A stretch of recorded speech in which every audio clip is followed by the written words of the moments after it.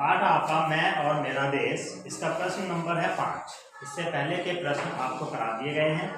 प्रश्न 5 कह रहा है तुम्हारी कलम से। अब आप ध्यान से सुने और समझें। इस पाठ को पढ़ने के बाद बनी समझ को अपने शब्दों में लिखिए। आपने इस पाठ को पढ़ लिया है। अब आपके द्वारा इस पाठ को पढ़ने के बाद आपके मन मस्तिष्क में इस पाठ से संबंधित या स्वामी रामतीर्थ से संबंधित या उस जापानी युवक से संबंधित क्या छवि बनी, उसे अपने शब्दों में लिखना है। कैसे लिखना है? देखो, कहाँ गए थे स्वामी जी? स्वामी रामतीर्थ गए थे जापान। तो बात उन दिनों की है जब स्वामी रामतीर्थ जापान गए थे। जापान में उन्हें भूख लगी। क्यों भूख लगी? कई उपवास चल रहा था और उपवास के दिनों में फल ही उनका भोजन था। फल ढूंढने के लिए वह स्टेशन पर उतरे, उन्हें फल दिखाई नहीं दिए।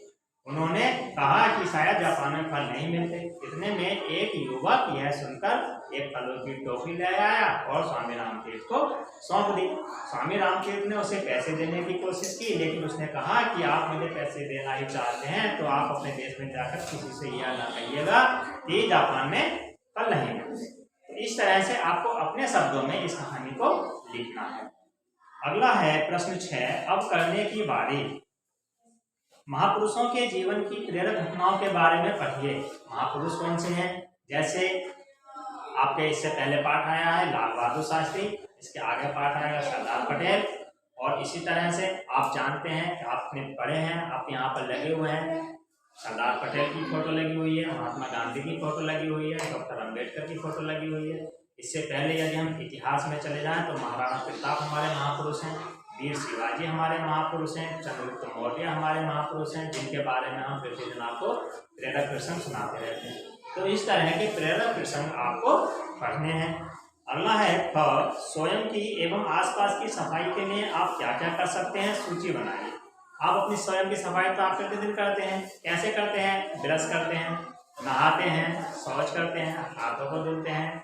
ये सब आप क्या करते हैं अपनी सफाई के लिए। अब अपने आसपास की सफाई के लिए आप क्या करते हैं, आप उसकी सूची बनाइए। क्या करेंगे आप अपने आसपास की सफाई के लिए? क्या कर सकते हैं बताइए? कुछ करेंगे? क्या करेंगे भाई? हम आसपास सफाई करने के लिए हम क्या कर सकते हैं? एक तो हम गंदगी ना करें। पहला तो रीजन ये है, हम गंदगी नहीं करेंगे तो गंदगी होगी नहीं, तो हमें सफाई करने की आवश्यकता नहीं पड़ेगी। दूसरा ये है कि हो सकता है कोई और गंदगी कर गया हो, कोई और केले का छिलका खाकर डाल गया हो, तो हम उस छिलके को उठाकर कहाँ डाल सकते हैं? डस्टबिन में डाल सकते हैं। कोई कागज फाड़ कर डाल गया हो, पेपर कोई पेपर फाड़ कर डाल गया हो, कुछ और ऐसा कोई डाल गया हो, तो हम उसे क्या कर सकते हैं? उठाकर डस्टबिन में डाल सकते हैं। अगला क्वेश्चन, देश प्रेम की घटनाओं से जुड़े अन्य प्रसंग अपने शिक्षक से सुनिए। अब देखो, प्रतिदिन सुबह पर जब आपकी मॉर्निंग असेंबली होती है तो उसमें आपको प्रतिदिन कोई ना कोई एक प्रेरक प्रसंग सुनाया जाता है और आप प्रतिदिन सुनते हैं। अगला प्रश्न नंबर 7। मेरे 2 प्रश्न। पाठ के आधार पर 2 सवाल बनाइए। पाठ के आधार पर, जो पाठ अभी आपने पढ़ा है उसके आधार पर आपको 2 सवाल बनाते हैं। जैसे सबसे पहली लाइन में ये था, स्वामी रामतीर्थ कहाँ गए? केवल हमें प्रश्न बनाना है, उसका उत्तर नहीं लिखना है। स्वामी रामतीर्थ कहाँ गए थे? वो कहाँ गए थे? जापान गए थे। आपको उत्तर नहीं लिखना है, केवल ये प्रश्न लिखना है कि स्वामी रामतीर्थ कहाँ गए थे। उसके बाद आपको दूसरा क्वेश्चन, एक और क्वेश्चन बनाना है, तो आप लिख सकते हैं जापानी युवक ने स्वामी जी को फल लाकर दिए और फल के बदले में पैसे लेने से इनकार क्यों कर दिया? ये लिख सकते हैं। क्यों? क्योंकि एक क्वेश्चन इसमें आया हुआ है ना कि जापानी युवक ने फल क्यों लाकर दिए, ये लिख दिया है। तो दूसरा क्वेश्चन आप इस तरह का बना सकते हैं, या आप ये बना सकते हैं कि एक अन्य युवक के द्वारा पुस्तकालय से पुस्तक के दुर्लभ चित्र चोरी करने पर उसे क्या दंड दिया गया? ये क्वेश्चन आपका बन सकता है। इसी तरह से और भी क्वेश्चन बन सकते हैं। अब अगला है प्रश्न 8। इस पाठ से मैंने सीखा। मैंने क्या सीखा इस पाठ से बताओ?